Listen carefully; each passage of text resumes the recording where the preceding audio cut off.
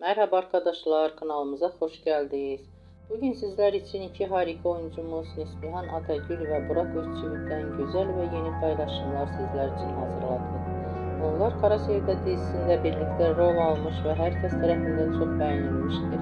Biz de sizler için onların güzel fotolarını hazırladık. Bu videoların devamlı gelmesini istiyorsanız kanalımıza abone olup yorum yazmayı unutmayın. Herkese teşekkürler.